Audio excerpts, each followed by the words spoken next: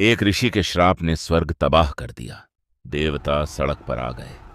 आखिर ऐसा क्या हुआ था कि भगवान विष्णु को पूरी सृष्टि बचाने के लिए कछुआ बनना पड़ा? कहानी की शुरुआत किसी असुर के आतंक से नहीं, बल्कि एक ऋषि के परम क्रोध से होती है। देवराज इंद्र अपने ऐरावत हाथी पर सवार होकर तीनों लोकों के वैभव का प्रदर्शन कर रहे थे। तभी वहां से परम प्रतापी महर्षि दुर्वासा गुजरे। उन्होंने बड़े प्रेम और आदर से इंद्र को एक दिव्य पारिजात माला भेंट की, लेकिन अहंकार के नशे में चूर इंद्र ने उस माला का महत्व नहीं समझा और उसे अपने हाथी के मस्तक पर रख दिया। हाथी ने उस माला को अपनी सूंड से खींचकर जमीन पर फेंक दिया और अपने भारी पैरों से कुचल दिया। यह देखते ही महर्षि दुर्वासा का तीसरा नेत्र क्रोध से जल उठा। उन्होंने कड़कती आवाज में इंद्र से कहा, ऐश्वर्य और सत्ता के मद में अंधा हो चुका है तू। इस दिव्य भेंट का ये अपमान, लक्ष्मी के घमंड में तूने ये कृत्य किया। वो लक्ष्मी आज ही तुझे और तेरे इस देवलोक को छोड़कर चली जाएगी। श्राप के गूंजते ही स्वर्ग की दिव्य चमक गायब हो गई। देवताओं का बल, तेज और मानसिक वैभव सब खत्म हो गया। इस कमजोरी का फायदा उठाकर असुरों के राजा बलि ने अपनी विशाल सेना के साथ स्वर्ग पर आक्रमण कर दिया और देवताओं को मार काट कर वहां से खदेड़ दिया। अब देवता अमर नहीं थे। वो राजा बलि के सामने पूरी तरह बेबस थे। हारे हुए और डरे हुए देवता ब्रह्मा जी के पास पहुंचे और ब्रह्मा जी उन्हें लेकर भगवान विष्णु की शरण में गए।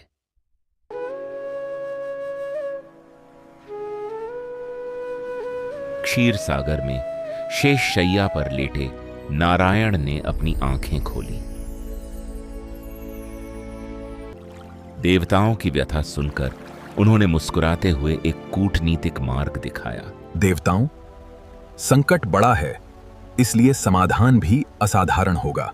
तुम्हें क्षीर सागर का मंथन करके उस अमृत को निकालना होगा जो तुम्हें फिर से अमर और अजेय बना सकता है। अमृत का लालच देकर असुरों को इस काम के लिए राजी किया गया।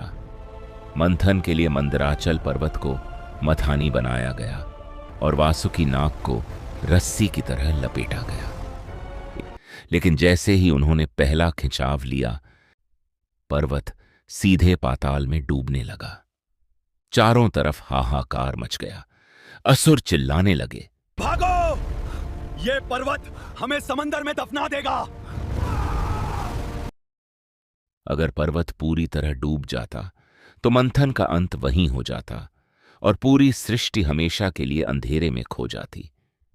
इसी नाजुक मोड़ पर समुद्र की सबसे ठंडी और अंधेरी खाई से प्रकट हुआ भगवान विष्णु का दूसरा अवतार, कूर्म, यानी एक विशालकाय कछुआ। यह कछुआ इतना विराट था कि उसकी पीठ का ढाल लाखों किलोमीटर में फैला हुआ था।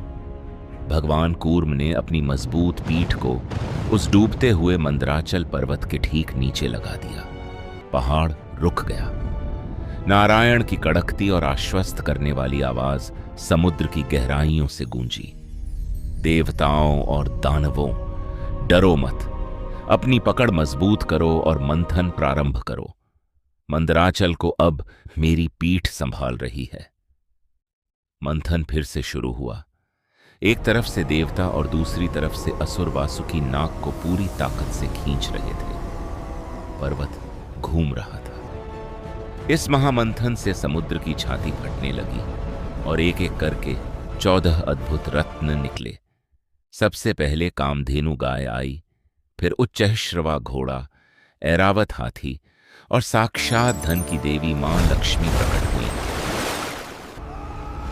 लेकिन इसी मंथन से एक भयानक जहर भी निकला, हलाहल, जिसे पूरी सृष्टि को बचाने के लिए खुद महादेव ने अपने कंठ में धारण किया। और अंत में समुद्र की उफनती लहरों को चीरते हुए देव वैद्य धन्वंतरी अपने हाथों में अमृत का स्वर्ण कलश लेकर प्रकट हुए।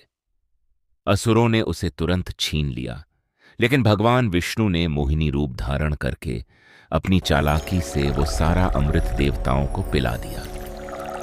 अमृत पीकर देवता फिर से अमर और शक्तिशाली हो गए और उन्होंने असुरों को हराकर अपना खोया हुआ स्वर्ग वापस पा लिया।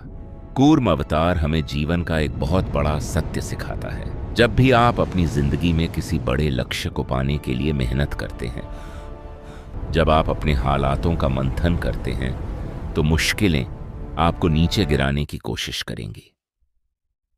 उस वक्त आपको कूर्म अवतार की तरह भीतर से मजबूत और स्थिर बनना होगा। अपनी रीढ़ को सीधा रखिए और धैर्य रखिए, क्योंकि बिना स्थिरता के अमृत कभी नहीं मिल सकता। ओम कुर्माय नमः। जय श्री विष्णु।